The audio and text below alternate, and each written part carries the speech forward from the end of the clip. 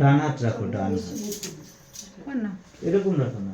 Hello বন্ধুরা, সবাই কেমন আছো? আশা করছি ভালো আছো, সুস্থ আছো। আজকে আবার নিয়ে চলে এলাম নতুন একটা ধামাকাদার ব্লগ। তো তোমরা আশা করছি আমার সাথে থাকবে এবং ভিডিওটা এনজয় করবে। এই রিসেপশনের ভিডিওটা শেয়ার করতে তোমাদের সাথে আমার অনেকটাই লেট হয়ে গেল, কারণ বিয়ের পরের দিন থেকে কিন্তু আমি ভীষণ পরিমাণ অসুস্থ ছিলাম। তো সেই অসুস্থতার ব্লগগুলো তোমরা অবশ্যই পেয়েও গেছো, অনেকে দেখেওছো। তো দেখো, এই যে আমি কিন্তু চলে এসেছি যেখানে রিসেপশন পার্টিটা হচ্ছিলো, ওখানটায় চলে এসেছিলাম। আর এই যে দেখতে পাচ্ছ সমস্ত কিছু সাজানো হয়েছে, এখানে খুব সুন্দর করে কিন্তু ডেকোরেশন করা হয়েছে। আর আমাদের মেকআপ করতে করতে অনেকটা লেট হয়ে গেছিলো, তো রেডি হতে হতে দেরি হয়ে গেছিলো, সেই জন্য তিথিকে আগেই পাঠিয়ে দেওয়া হয়েছিল আর আমি আর দিদি পরে এসেছিলাম। আর এখানে দেখো আমার বাবা, বাবু আর আমার শ্বশুর মশাই তিনজন বসে রয়েছে, মানে তিনজনই কিন্তু বাবা হয় সম্পর্কে। এখানে দেখো এই যে মেয়ের বাড়ি থেকে বেশ কিছু তত্ত্ব পাঠিয়েছিল, ফুলসজ্জার তত্ত্ব, তারপরে ফুলসজ্জার মিষ্টি, আর ওখানে রয়েছে মাছ মিষ্টি, তারপরে ওই যে একটা দেখতে পাচ্ছ প্রজাপতি মিষ্টি, আর যে তত্ত্বই যেসব প্রণামী শাড়ি ঠাড়ি থাকে সেইগুলো রয়েছে, সাথে রয়েছে ওর কিছু সাজাগোজার জিনিস, আর ফুলসজ্জার যেসব ড্রেসপত্র পরবে সেগুলো রয়েছে। আর এখানে এই যে দেখো পরপর 2-3টে শাড়ি রয়েছে। তো এখানে আছে শাশুড়ি মাদের শাড়ি, তারপরে ননদের জন্য শাড়ি। তো ননদের জন্য যেই শাড়ি দুটো রয়েছে এই যে সামনেই রয়েছে, তোমরা দেখতে পেয়েছো অবশ্যই, সেগুলো তোমাদের সাথে পরে শেয়ার করব। আর এখানে দেখো বেশ কিছু ফটোশ্যুট করা হচ্ছিলো, সেগুলো তোমাদের সাথে আমি শেয়ার করে নিলাম। আর এই যে এখানে আমি, তোমাদের দাদাভাই, দিদি, মিল্টন, তারপরে তিথি, আমরা সবাই মিলে অনেক অনেক ফটো তুলেছিলাম, যেগুলো তোমাদের সাথে তো আমি কীভাবে শেয়ার করবো জানি না, তবে এক এক করে শেয়ার করবো। আর এই যে ভিডিওটা একটুখানি ইমোশন করে দিয়েছিল, সেই জন্য তোমাদের সাথে একটু শেয়ার করতে পারলাম। কেমন লাগছে আমাকে এবং আমার ভাইয়ের বউকে, দিদিকে, আমাদের সবাইকে কেমন লাগছে অবশ্যই কমেন্ট করে জানিও। আর পারলে ভিডিওটা অবশ্যই সবার মাঝে শেয়ার করে দিও। আর এই যে দেখো গিফটগুলো নিয়ে নিয়ে একে একে বাড়িতে রেখে আসছিলাম, কারণ রাত তো দেখতে দেখতে হয়ে যাচ্ছে সেই জন্য। আর এদিকে দেখো খাওয়ার প্যান্ডেলে চলে এসেছি একটুখানি তোমাদের সাথে শেয়ার করতে। আমার বাবা আর আমার শ্বশুর মশাই এই যে বসেছিল, সাথে বসেছিল আমার ভাই, আর এদিকটায় বসেছিল শুভ্রদীপ। তো ওদের সাথে একটু দেখা করতে আসলাম, যাতে ঠিকঠাকভাবে খাওয়া দাওয়া করে সেই জন্য, কারণ ওনারা খাওয়া দাওয়া করে বাড়ি চলে যাবে। আর এদিকে দেখো তিথি দেবে সবাইকে ভাত খেতে, তো সেদিকে তিথি ভাত দিচ্ছিল, সাথে ছিল কাকিমা। আর এদিকে এই যে স্টলে ছিল পকোড়া, কফি আর ফুচকা। তো এর মধ্যে না কোনোটাই আমি খাইনি, লাস্ট দিদির কাছ থেকে 2টো ফুচকা খেয়েছিলাম, এছাড়া আমি কিছুই খাইনি, কারণ শরীরটা অনেক অনেক খারাপ ছিল আমার। পরে দেখো এই যে দুজন মিলে কিন্তু সেল ফাটানো হচ্ছে, সেটাই তোমাদের সাথে একটু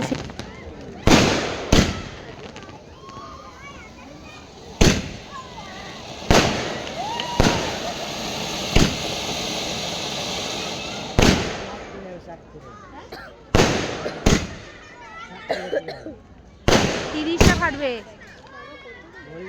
30টা।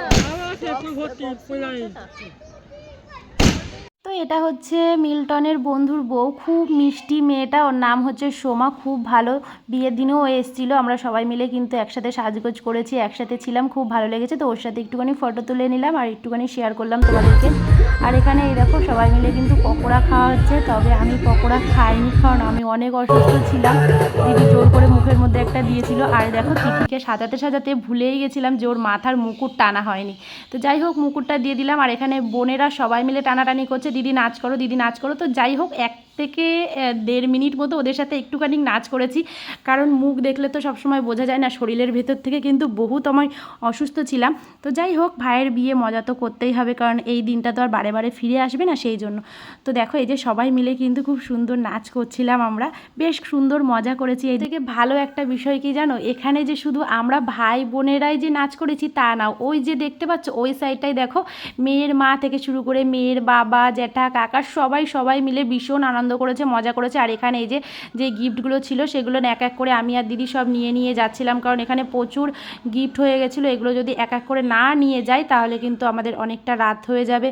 কারণ কি অনেকটা রাত বলতে বুঝতে পারছো 2-3টে বেজে যাবে, আর আমার শরীরটা অনেকটা অসুস্থ ছিল, তো ভাবছিলাম যতটা তাড়াতাড়ি করে দিয়ে ওদেরকে ফুলসজ্জার ঘরে দিয়ে আমি আবার বাড়িতে চলে যাব।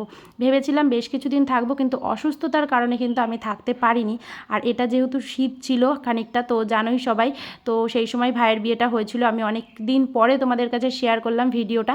আর এই যে দেখো তিথি তো ক্লান্ত হয়ে গেছে ফটোশ্যুট করতে করতে, আর আবার তোমাদের সামনে একটুখানি তত্ত্বটা শেয়ার করে দিলাম।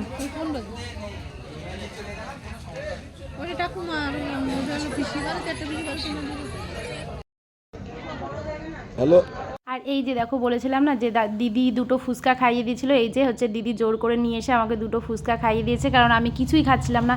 ভেবেছিলাম ভাইয়ের বিয়েতে যেমন মজা করব তেমন সুন্দর খাওয়া দাওয়া করব, কিন্তু খাওয়া দাওয়া তো পরের কথা, আমি ভীষণই অসুস্থ হয়ে গেছিলাম, যাতে করে খাওয়া দাওয়া পুরো একদমই বাদ দিয়ে দিয়েছিলাম। আর এদিকে দেখো এই যে এখনও ফটোশ্যুট চলছে, অনেকটা রাত হচ্ছে, তবুও কিন্তু ফটোশ্যুট শেষই হচ্ছে না। আজকালকার ক্যামেরাম্যানরা এত ফটো তুলতে পারে, এত ফটো তুলতে পারে, তো বলার মতো না। তো যাই হোক, আমরা যেহেতু ভিডিও করি, ওরাও তো করবে, ওটা ওদের কাজ। বসে আছি, খেতে যাব, আর তেমন অল্প স্বল্প কিছু একটা খাবো। চলো কী কী খাই না খাই শেয়ার করি তোমাদের সাথে। চলো যা চারদিক ঘোর।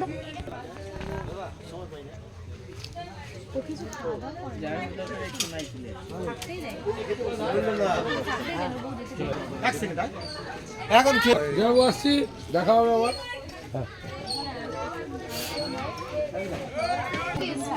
বর খাইলে আমি পরের দিন চলে যাচ্ছি। আমার বর যদি খাই তো আমি পরের দিন আমাদের ওই বিরাট বুদ্ধি আছে, আর কোনো বুদ্ধি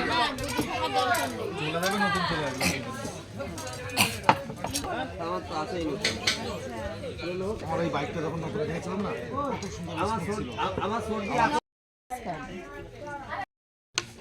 এইটা তোমাকে দেবে।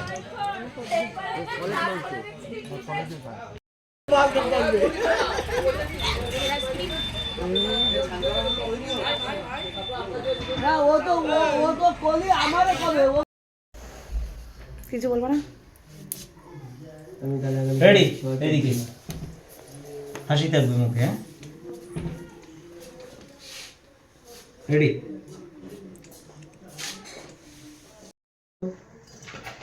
ডান হাত রাখো, ডান হাত না এরকম রাখো না।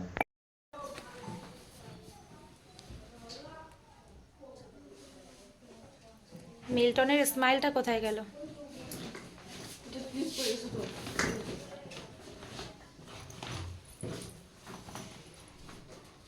রাখবে। রেডি, কাঁধে হাত দাও। রেডি, আসছি তাহলে। হ্যাঁ শাড়ি পরতে হবে। তাড়াতাড়ি কাজ সেরে চল, সবাই ঘুমাবে, অনেক রাত্রি হয়ে গেছে, এখন ওদের টাইম, ওদেরকে চেঞ্জিং করানো হচ্ছে। এখন দেখো চেঞ্জ করানো আর দেখালাম না, পারবি একদম প্যাকিং হয়ে গেছে, প্যাকেট হয়ে গেছে লেহেঙ্গার। এসে যাচ্ছে, এসে বাচ্চা ফুলসজ্জার মিষ্টিটা ফুলসজ্জার সময় দেখো, ফুলসজ্জার সাজটা হাওয়া হয়ে গেল। হাওয়া এই সাইড বালিশ কই?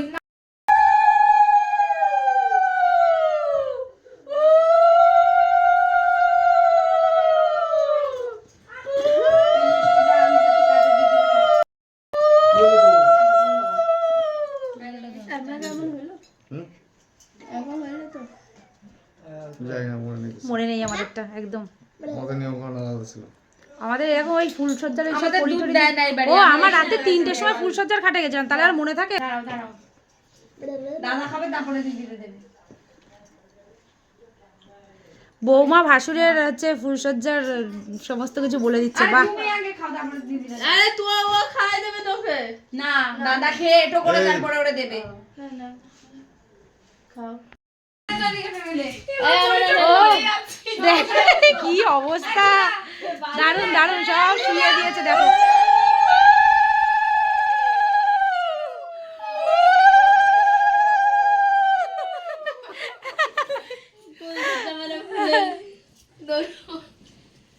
এবার তোমরা যেটা করবা করো, কোনো চাপ নেই।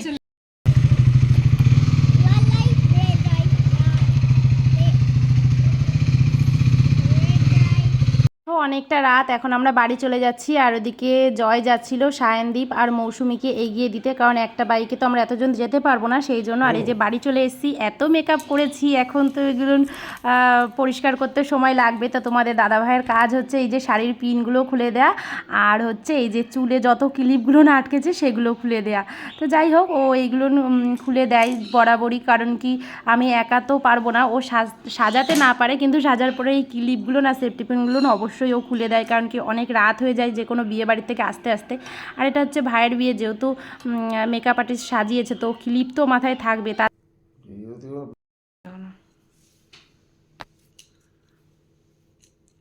আর চুলটা যদি এরকমভাবে দিতে ভালো লাগতো, এরকম সাইড করে দিলে। সবাইকে সাইড করে দিয়েছি, কিন্তু আমি বলেছিলাম এরকম সাইড করে নেবো না, আমি মাঝখান দিয়েই করবো।